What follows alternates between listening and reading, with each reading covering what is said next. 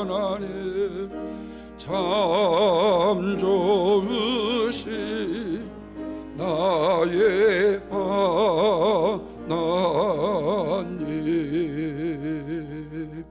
할렐루야, 아멘. 오늘 말씀의 제목이 나를 지우는 충성도 필요합니다. 충성에 대한 말씀을 설교하려다 보니까 충성이라는 말이 뜻이 무엇인지를 좀 알고 싶어지더라고요. 그래서 세계적인 백과사전인 위키사전에 충성이라는 말을 찾아보니까 이렇게 기록이 됩니다. 국민과 신민과 시민이라 불리어지는 사람들이, 백성이죠, 자신들의 국가나 군주에 대해서 소유되거나 자유력이 바치는 충실함의 의무를 충성과 충의라고도 한다. 그래서 우리 공수부대에 저 있을 때에도 상관한테 하면 충성 이렇게 했어요.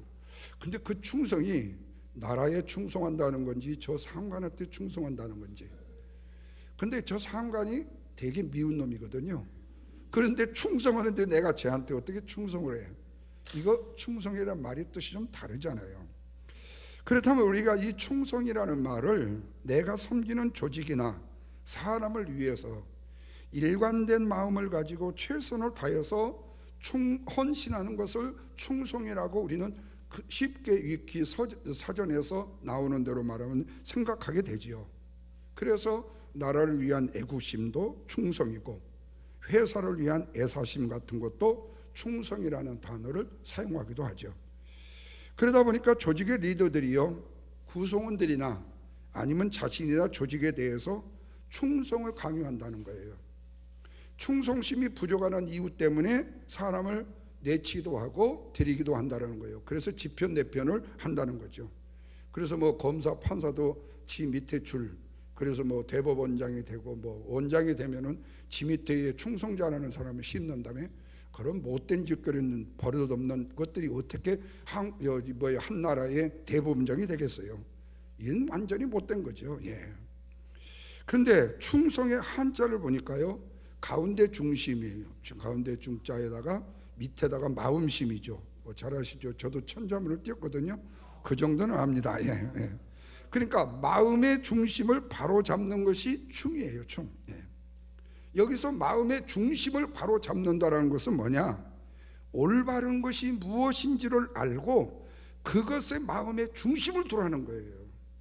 다시 말하면 잘못된 것에 마음의 중심을 두면 안 된다는 거예요. 예를 들어 내가 내 앞에 있는 못된 녀석한테 충성하면 사실은 내가 쟤를 위해서 충성을 해야 될 이유가 없어요. 그러니까 왜? 내가 봤을 때 쟤는 못된 거거든. 예. 그러면 못된 나라가 되었는데 나라를 위해서 충성한들 무슨 소용이 있겠어요? 금방 나라가 무너지지요. 그러니까 결국에는 마음의 중심을 바로 잡아가지고 옳은 것이 무엇인지를 알고 그 마음에 그걸 중심에 두고 그를 지키기 위해서 노력하는 것을 바로 충이다, 이렇게 말한다는 거예요. 그리고 성은 뭐냐? 자기가 말한 대로 실천하는 것을 성이라고 말하죠. 그렇다면 충성은 두 가지입니다. 하나는 내가 타인에게 베푸는 지나친 호의, 이게 바로 충성이에요. 지나친 호의, 오버패스 하는 거, 이게 충성이에요. 또 하나는 충성이라는 이 말이 타인에게 지나치게 베푸는 호의만이 아니라 내가 내 자신에게 베푸는 지나치고 격한 반응도 충성이라고 말할 수 있다는 거예요. 이 말은 이제 이해가 안 된다면 다시 이해가 되게끔 말씀을 드릴게요. 자, 이런 면에서 봤을 때 나라에는, 이 본문에는 나라를 위해서 타의적인 충성을 한 사람, 역설적이지만 나 자신을 지울 정도로 격하게 나를 위해 충성한 사람을 기록하고 있다는 거예요. 그래서 이 시간에 이 말씀을 통해서 나를 세우는 충성과 나를 지우는 충성 두 가지를 생각합니다. 그런데 오늘 본문의 말씀에 보면 성벽 재건을 위해서 나름대로 충성한 사람의 이름이 느헤미야 3장에만 무려 75명이 기록이 됩니다. 엄청 많은 숫자지요. 그러다 보니까 이 말씀을 읽는 분들이 도대체 왜 이렇게 많은 사람들이 이름이 성경에 기록이 돼야 되냐고 이해를 못하는 분들이 종종 많아요. 또 불평도 해요. 그리고 또 어떤 분들은 심하면 이렇게 말해요. 그렇게 그 다음 누가 중수했다고 하는데, 재건했다고 했는데, 그 다음에는 누가 무엇을 재건했고 누가 무엇을 중수했다, 이 말이 계속적으로 반복되는 이 말씀을 보면 굉장히 연합된 충성이 보인다, 이렇게도 말해요. 그런데 이거를 또 심하게 말하는 어떤 분들은요, 이 말씀 가지고 도대체 무슨 설교가 나오느냐고 또 이렇게 얘기도 한다는 거예요. 그러나 우리가 꼭 기억해야 돼요. 여러분, 동정녀 마리아가 임신을 했다. 다시 말하면 시집 안 간 처녀가 임신을 했다. 뭐 산에 물을 먹어가지고 너무 정자를 마셔가지고 이게 임신이 됐다가 뭐 이렇게 신기한 얘기 한다고 할 수도 있겠고 하겠지만, 인간적으로는 믿어지지 않잖아요. 근데 우리는 그냥 믿는 거예요. 그것은 믿어도 손해가 안 돼요. 근데 믿어서는 안 되는 이 보이스피싱에는요, 엄청나게 잘 믿어가지고 돈도 잘 붙여주고 그냥 자기 그냥 통장번호까지 술술 잘 알려줘. 아주 믿어야 될 것은 안 믿고 믿지 말아야 될 것은 믿게 된다는 거죠. 그렇다면 하나님께서 성경의 저자들로 하여금 반복된 75명의 이름을 기록하여 놓으신 것은 분명히 하나님이 그만한 뭐가 있다요? 뜻이 있다라고 생각해야 된다는 거예요. 그리고 느헤미야가 할 일이 없어서 본문을 이렇게 한 사람 한 사람 이름을 기록하면서 기록한 것이 아니라 뭔가 필요했기 때문에 하나님께서 느헤미야로 하여금 이 말씀을 기록하게 하셨다는 거죠. 그리고 또 한 가지는 이 75명 중에요, 15가지 이상의 직업이 나옵니다. 근데 이 직업에는요, 사람마다 고유하게 맡겨진 일이 있어요. 또 그 맡겨진 외에 다른 일을 하는 사람이 있어요. 그러면 이 모든 것이 다 연결이 돼 가지고 완성이 된다는 거예요.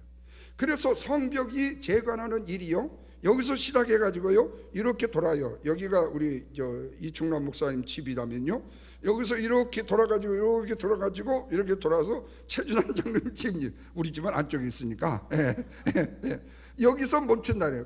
이게 성벽을 이렇게 재건하는 거예요. 그게 75명으로 나누었다는 거예요. 그러니까 한 파트 부분을 누가 빵꾸를 내면 어떻게 돼요? 그것만 황해요. 그러면 그리로 누가 돌아요? 도적도 돌고 스파이도 돌아게 돼요. 그러면 일사불란하게 이 모든 성벽을요 다 한꺼번에 차근차근 잘 쌓아야 된다는 거예요. 여러분, 지금 우리 모노레일 지금 경전철 우리 리누드까지 가고 있잖아요. 거기도요 구간마다 달라요.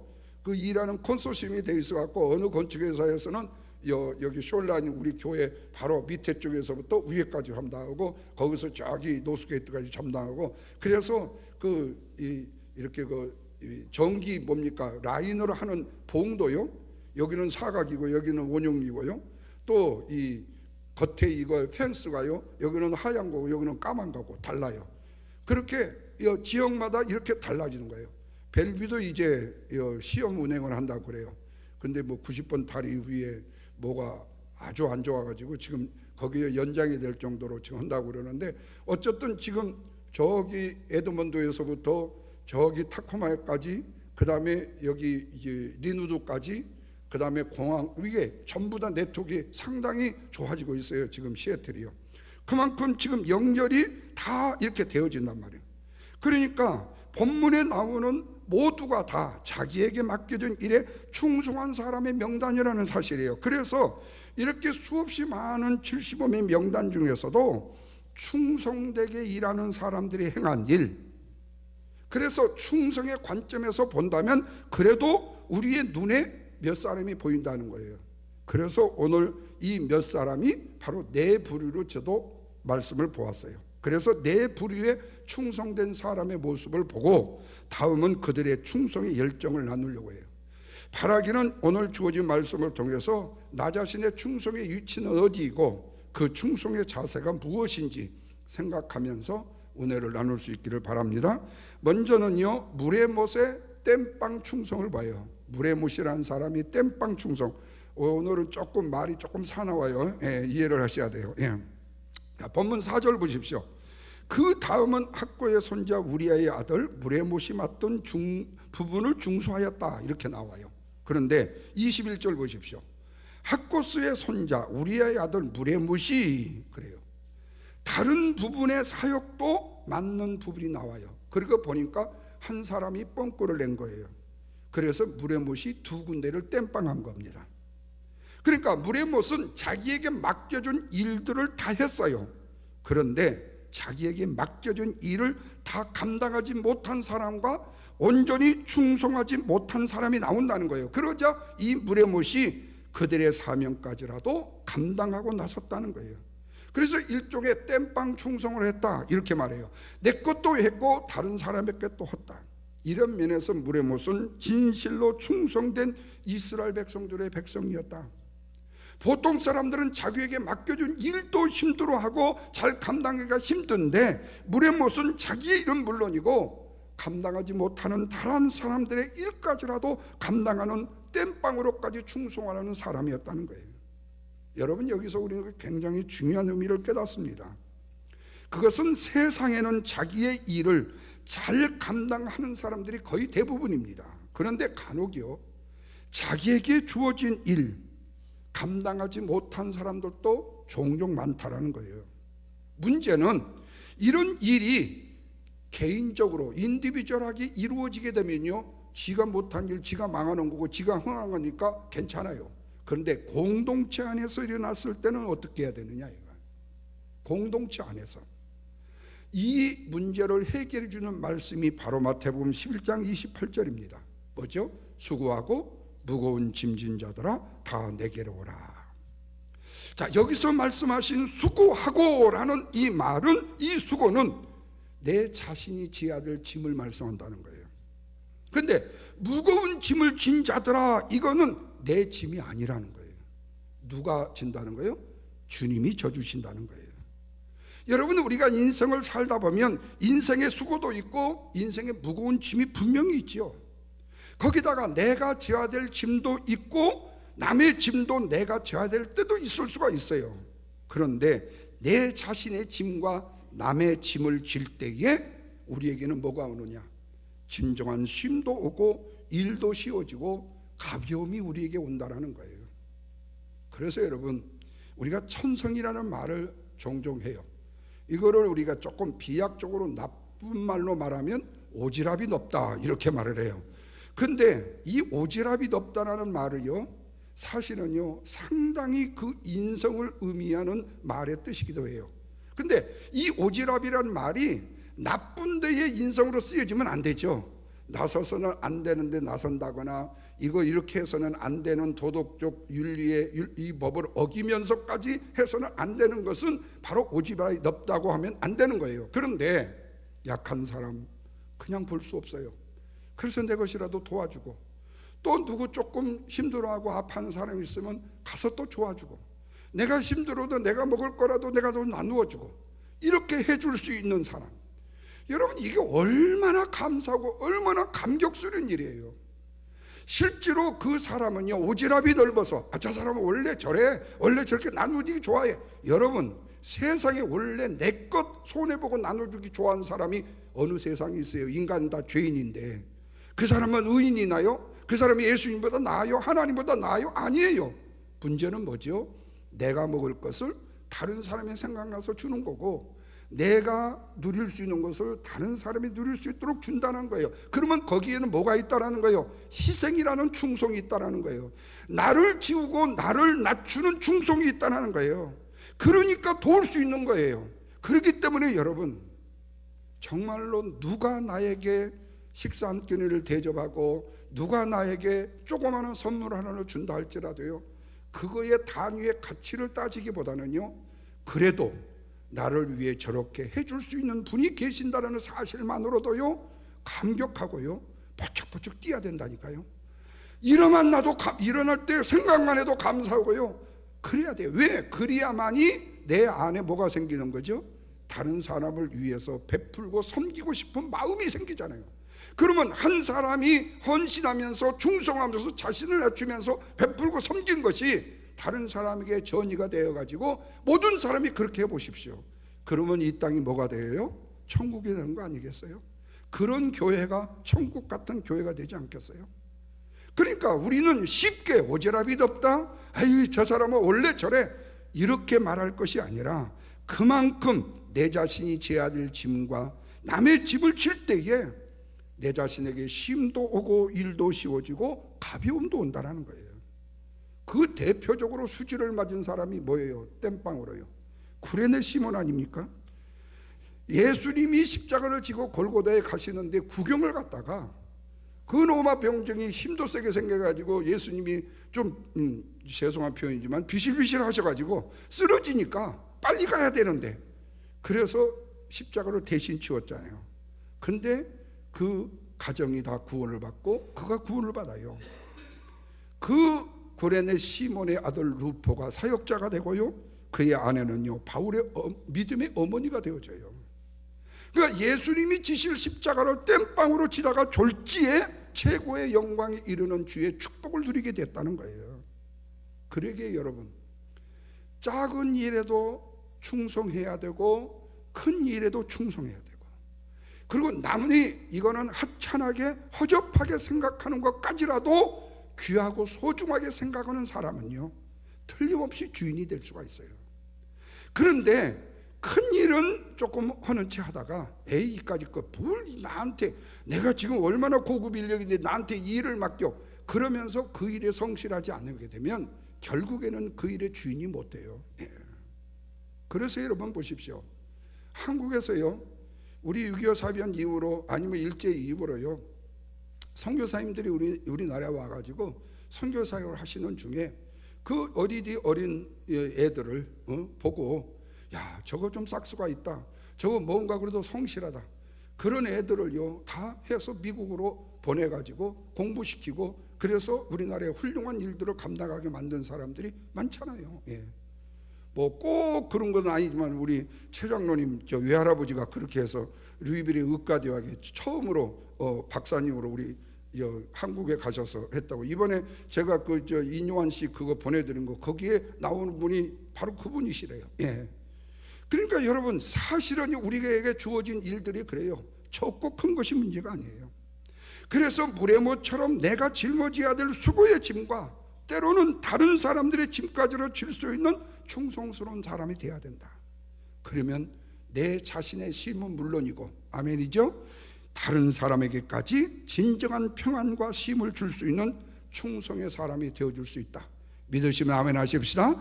두 번째로는요 바룩이에요. 몰빵 충성이에요. 몰빵 충성. 20절 보십시오. 다음은 삿배, 그 다음은 삿배의 아들 바룩이 한 부분을 힘써 중수했다 이렇게 말해요. 이 말은 최선을 다해서 과도한 충성을 했다 그 말이에요. 요즘 사람들이 균형을 좋아해요. 워라벨이라고 그러더라고요. 워라벨, 워크 앤드 라이프 밸런스요. 워라벨을 좋아한대요. 일과 삶의 균형을 중요하게 여긴다는 거예요. 그래서 일할 때 팍 일하고 놀 때 그냥 차 타고 푹 해서 차박도 하고 뭣도 해가지고 경치동 가서 놀아야 된대요. 그래서 뭐 금요일까지 뭡니까 금요일까지죠. 열심히 일하고 토요일날 일요일날 놀러 가자 그래가지고 에이 애도 낳는 거 귀찮으니까 애 키우려면 놀러 못 가니까 애도 안 낳지 말고 우리 둘이 힘싸게 놀아보자.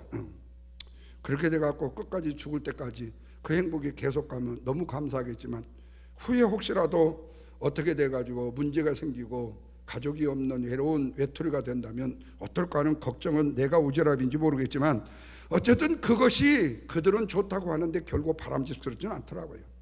세상 말로 즐기고 세상 말로 좋아하고 세상 말로 이것이 우리의 최고다, 익사이팅이다. 근데 여러분 그 이면의 뒤에요 어두운 그림자가 임하게 되면요 그때의 즐겁고 기뻤고 모했던 거 일장춘몽이에요. 아무 소용이 없어요. 문제는요 건강하게 길게 오래 가야 되죠. 뭐 짧게 굳게 살겠다, 뭐 그렇게 산다면 내가 더 이상 뭔 말을 하겠어요. 한 1년만 그냥 쌈박하게 살다가 2년 후에 죽어버리면 그만 뭐 더 이상 할 말이 없죠. 그러나 그로 인해서요 자식이 그런다면 부모에게 얼마나 많은 상처를 주겠어요. 남편과 아내 중에 한 사람이 그런다면 한 사람에게 얼마나 많은 상처가 되고 그 자녀들에게 아픔과 시련이 되겠어요. 귀양이면요 하나님이 주시는 생명 건강하게 또 지혜롭게 그 인생을 살펴나가야 될 거 아니에요. 그렇다면 오늘 지금 현재 즐기는 것이 내 인생의 최고고 더 이상 내가 즐길 게 없다라고 생각하는 이 막연한 생각들이 결국에는 뭐가 돼요? 아픔과 시련이 된다는 거예요. 그래서 요즘에 젊은이들이 일 중독을 말하지 않아요. 규계적인 균형적인 균형을 말도 안 해요. 그렇다고 50대 50으로 무조건 나누는 균형적인 삶도 별로 안 해요. 차라리 49대 51이 더 나아요. 예. 그리고 이렇게 자신에 대해서 이 웨밸런스를 맞춘다고 생각을 한다는 거예요. 그래서 열심히 일 안 많지 열심히 즐겨보자는 거예요. 근데 여러분, 우리가 어려서 시소 타보신 분들 계시죠? 시소요. 예. 그네는 여자분들이 많이 탔고, 예. 그렇다고 해서 뭐 도시에서 산 분들은 그네가 뭔지도 모르죠. 박근혜 백희 몰라? 예. 다른 건 몰라. 예. 그네는 이게 있어요. 근데 시소는 이게 놀이터에 보통 있었죠. 근데 이 시소 위로는요, 중심축에 있어요. 중심축. 한가운데 있으면 50대 50이요. 근데 여기에 210파운드 내가 타고 이쪽에 예를 들어서 우리 집사람 110파운드가 이거 탄다면 어떻게 되겠어요? 완전히 뒤집어져 버리는 거죠. 예. 그렇다고 우리 집사람이 110파운드는 아니에요. 영양실도 아니에요. 예. 그보다 조금 더 나가요. 예. 중심의 축이 오른쪽이면 오른쪽이 짧아져요. 그러면 오른쪽에 더 힘을 가해줘 갖고 균형을 맞춰야 돼요. 그러면 내가 210파운드로 했다면 110파운드 했다면 거기다가 100파운드로 얹어야 돼요. 그래야만이 이게 균형이 맞는단 말이에요. 근데 그때마다 필요한 것이 뭐냐? 바로 쏠림이라는 거예요. 한쪽으로 쏠리면 안 돼요. 그러면 집중의 균형을 맞춰야 된다는 거예요. 집중을 해야 된다는 거예요. 그래서 여러분, 인생에 있어서요, 쏠림이 있을 때와 집중을 해야 될 때의 구별을 너무 잘해야 돼요. 이 균형을 맞추는 것이 바로 웨밸런이에요. 그게 균형이에요. 이것을 우리는 속된 말로 말하면 몰빵이라고 말하는 겁니다. 그러니까 몰빵이 있어야 제대로 사는 균형이 된다는 거예요. 이 말은 뭐냐? 우리가 인생을 살아가는데 몰빵을 해야 될 때 몰빵을 해야 돼요. 이 말은 뭐예요? 한 가지에 집중을 해야 될 때 집중을 해야지, 어설프게 여기는 일을 하고 이쪽을 놔두면요, 어느새 금방 이쪽에 뻥크가 나버려요. 그러니까 몰빵해서 이 부분에 집중적으로 해야 될 때예요. 여러분 생각해 보세요. 제가 만약에 새벽 기도에 대해서요, 몰빵을 안 하면요, 새벽 기도 목사님 40년 동안 했으니까 그저 세워만 놔도 30분 설교하시는 거 문제 없잖아요. 맞기는 맞아요. 예. 그런데 문제는 뭐죠? 아무런 영향력이 없다는 거예요. 예. 지금 이렇게 준비해도 별로 영향력이 없는 것 같을 때는 내가 오늘 아침에 한번 일찍 일어나가지고요, 누워가지고 내가 설교를 들어봤어요. 이렇게 편하고 좁디다요. 예. 아주 인상 쓰는 것도 안 보이고 뭣도 안 보이고 목소리는 별로 아름답지 않지만 그래도 그냥 들을만 하더라고. 그래서 다는 아니지만 새벽에 이렇게 예배를 드리시는 분들도 종종 있겠구나, 내가 이 생각을 했단 말이에요. 예. 근데 여러분, 이 몰빵이라는 것은요, 집중해야 돼요. 그래서 다시 기회가 오지 않기 때문에 이 기회에 최선을 다하는 거예요. 여러분, 마리아가 예수님의 발 앞에 향유를 부어요. 그때 유다가 그래요. 야, 미쳤냐? 300데나리와 이렇게 나가는 가치를 가난한들에 주면은 얼마나 많은 사람들이 혜택을 누리겠냐고 비난을 합니다. 그때 예수님이 마태복음 26장 11절에서 뭐라고 말씀하셔요? 가난한 자들은 항상 너희와 함께 있지만 나는 너희와 항상 함께 있지 아니하리라. 그래서 마리아가 몰빵을 한 거예요. 그 이유 때문에 몰빵을 한 거예요. 백성들은 언제든지 도울 수 있는 기회가 따로 있다라는 거예요. 그 가난한 사람을 도와도 있고 안 도와도 있어요. 여러분, 세계 경제가 안 좋다, 대한민국 경제가 안 좋고 미국 경제가 안 좋다, 이런 얘기 여러분 한두 번 들어봤어요? 언제 경제가 좋다는 얘기 들어본 적 있어요? 그래도 다 살고 있잖아요. 안 죽고, 안 굶고 다 살고 있잖아요. 살게끔 되어져 있어요. 그래서 지금은 나를 위해서 내가 몰빵할 때라면요, 우리는 몰빵을 해야 된다는 거예요. 지금 주를 위해서 몰빵을 하는 것이 지혜라면 지혜롭게 살아야 된다는 거예요. 그런데 지금 내가 주님을 향하여서 몰빵을 해야 될 때 몰빵하지 못하는 어리석은 자가 되어버리게 되면 결국에 나중에 내가 그때 왜 주님을 위해서 그렇게 헌신하고 봉사하지 못했지? 그러면서 후회하게 된다는 거예요. 여러분, 사람이 하는 일에는 우선순위가 있잖아요. 급하고 위험한 일 두 가지가 있다면, 이 일을 두 가지로 동시에 직면했다면 우리는 어떤 일을 해야 할까 주저하잖아요. 그러면 이때 우선순위는 뭐예요? 위험한 일을 먼저 해야지, 급한 일은 내가 급한 것이지 실제로는 급하지 않을 수도 있어요. 네. 여러분, 보이스피싱 걔가 급한 거예요. 지금요, 당신 아버지, 당신 어머니, 당신 딸, 당신 아들 돈 안 보내면 지금 죽어. 그건 보이스피싱이 급한 거지 내가 급한 게 아니에요. 왜요? 그렇게 말하는 사람 치고요, 여러분 혹시 스파이 잡아놓고요, 너 불면 살려주고 안 불면 죽인다고 할 때요, 불면 살려줄까요? 이미 잡히면 죽는 거예요. 불든 안 불든요. 그러니까 끝까지 충성하려면 안 부는 게 나은데, 고문점은 불어버리는 나 같은 사람이 문제죠. 어쨌든 이건 그런 거예요. 그러니까 급한 일은 내가 급한 거예요. 실제로 그 급한 일은요, 내 생각의 차이예요. 그런데 위험한 일은 그렇지 않아요. 자, 오늘 말씀에도 보십시오. 다른 사람들은 맡겨진 성벽을 다 재건을 했어요. 근데 바룩은요, 성벽의 재건을 위해서 한 부분을 힘써 중수했다고 그래요. 다른 사람이 힘써 중수했다는 말이, 몰빵을 했다는 말이 없는데 오직 바룩에게만 힘써 중수했다는, 이 말은 자기에게 맡겨진 일이에요. 몰빵을 했다는 얘기예요. 여러분, 우리는 모든 일에 다 몰빵을 할 수는 없어요. 때로는 몰빵을 해야 될 때도 있지만 그렇지 않고 나누어서 해야 될 때도 있어요.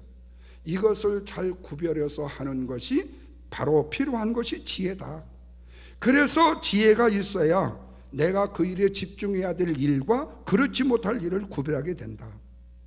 지혜로운 몰빵에 충성하시기를 주님의 이름으로 부탁드립니다. 세 번째로는요, 안면 몰수형인 드고아의 귀족의 불충성이 나옵니다. 자, 5절 보십시오. 그 다음은 드고아 사람들이 중수했는데 그 귀족들은 그들의 주인들의 공사를 분담하지 않았으며 그래요. 자, 드고아의 귀족들이요, 예루살렘 성벽 재건에 동참하지 않았다는 말씀이에요. 느헤미야와 백성들은 허물어지고 불탄 예루살렘 성문과 성벽의 재건을 시작했어요.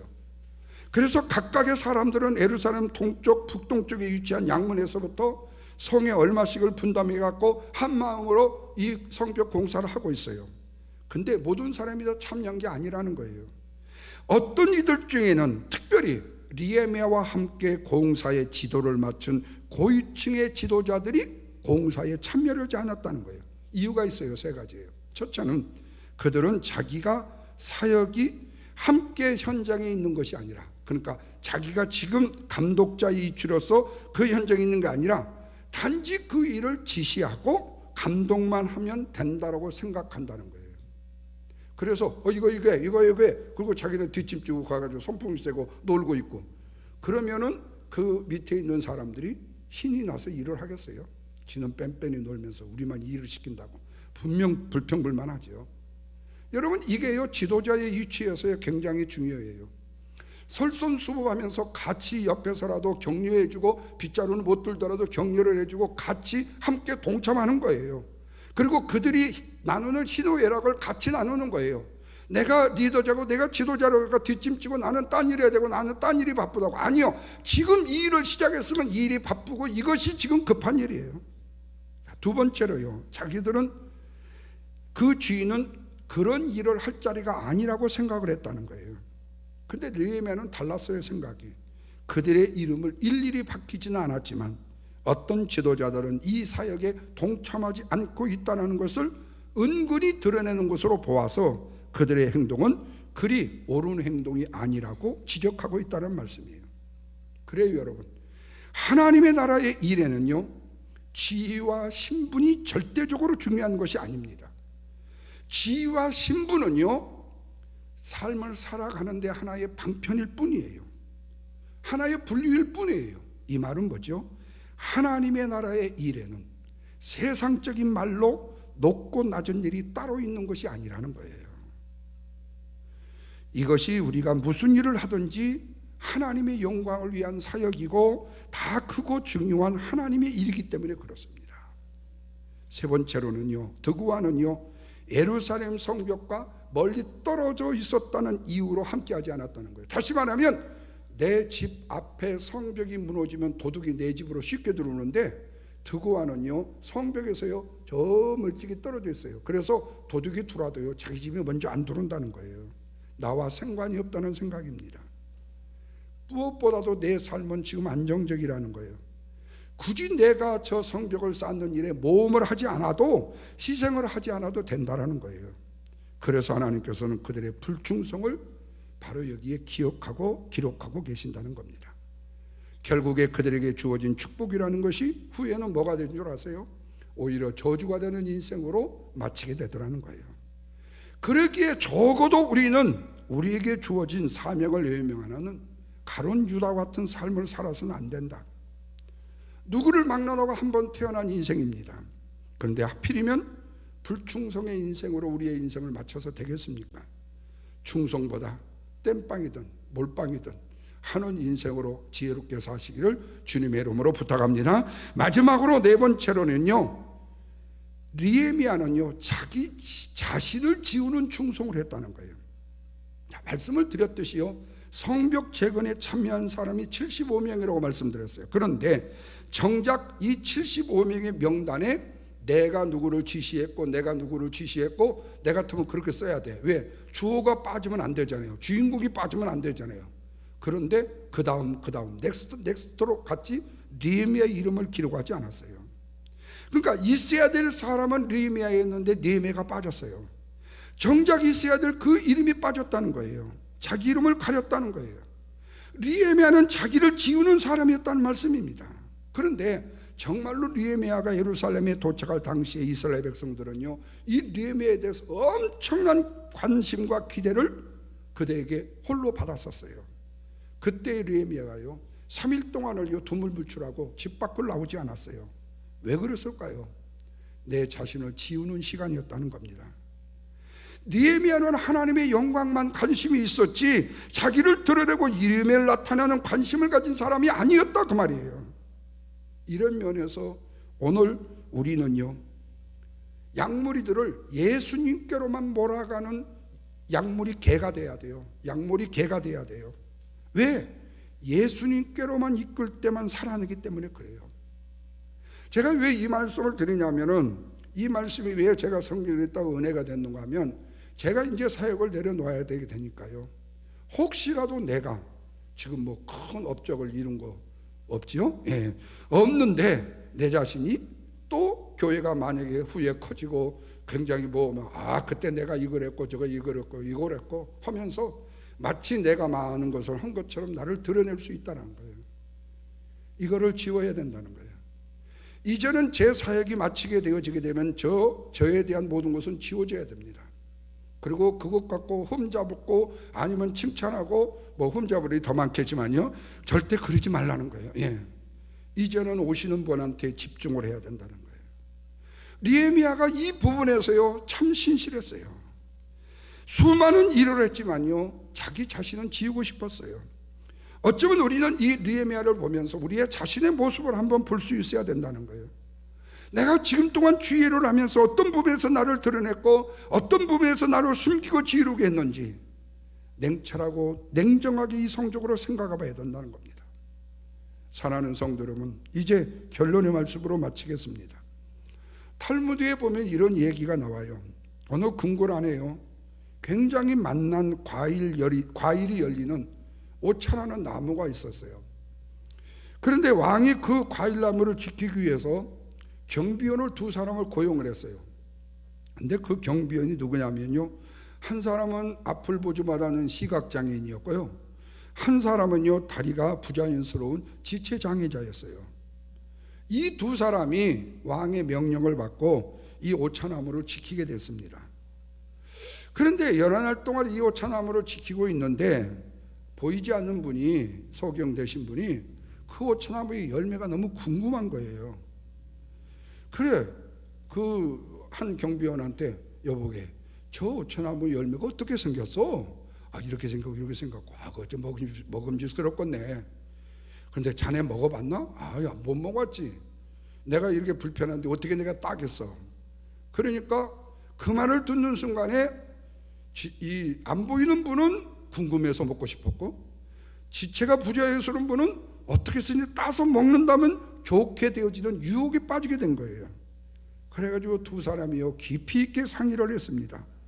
아주 조직적으로요. 그래가지고 결론은 뭐였냐? 시각장애자가 지체장애자를요 자기 어깨 위에다가 얹히는 거예요. 그러면 앞을 볼 수 없는 시각장애자는 직접 과일을 딸 수 없잖아요. 그런데 어깨에 놓았으니까 지체장애인이 지시하는 대로 좀 오른쪽으로 가, 오른쪽으로 가고, 오른쪽에 큰 거 있어 그럼 오른쪽으로 가고, 왼쪽으로 뒤로 그러면은 움직이는 대로요 맛있는 과일을 밑에서 딸 수가 있었어요. 그렇게 두 사람은 너무 행복하게 거의 매일매일 몇 개를 따가지고 맛난 과일을 마음껏 먹었어요. 그런데 뒤늦게 과일이 하나씩 없어진 것을 왕이 알게 됐습니다. 너무 화가 나가지고 두 사람을 옥에다 가두고요 아주 심하게 격하게 조사를 했어요. 근데 범인을 잡을 수가 없는 거예요. 조사 중에 시각장애자가 그랬어요. 네가 따먹었지? 그랬더니 내가 앞을 볼 수 없는데 어떻게 저 높은 나무에 매달린 이 열매를 따먹을 수가 있겠습니까? 말하는 거예요.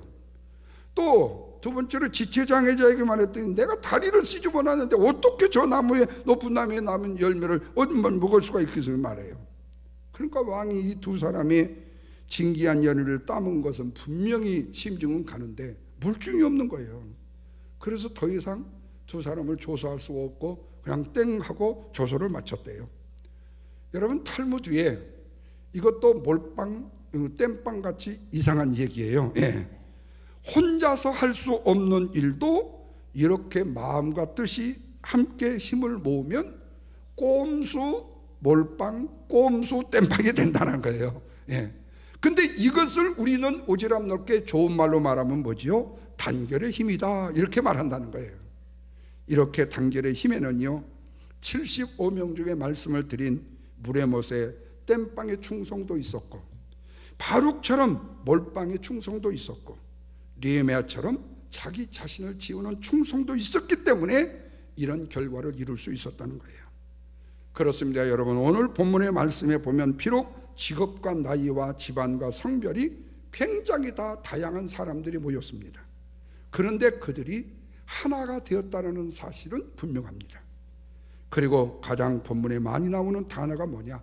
그 다음은 넥스트란 말이에요. 이 말이 본문에 무려 29번이 나온다는 겁니다. 이 말은 뭐죠? 서로 커뮤니케이션, 조화가 이루어졌다는 거예요. 질서를 지키고 협력하여 성벽의 재건의 공사를 할 수 있었다는 겁니다. 그리고 75명의 이름이 등장한다는 것은 단 한 사람도 소외됨이 없이 나름대로의 충성을 다했다라는 사실의 결론이겠죠. 바라기는 사랑하는 우리 주님의 영광교회 성도 여러분, 우리 각자에게 주어진 충성의 목표가 있고 충성의 의미가 있고 뜻이 있고 하나님이 우리에게 맡겨진 사명이 있습니다. 맡겨진 그 사명에 충성을 다할 수 있는 저와 여러분이 될 수 있기를 주님의 이름으로 축원합니다. 기도하겠습니다. 하나님 감사합니다. 오늘 또 우리에게 베풀어 주시는 은혜는 무한히 크고 놀라와 우리가 그 은혜에 늘 감사하며 기뻐하며 즐거워하는데 우리가 맡겨진 그 일들을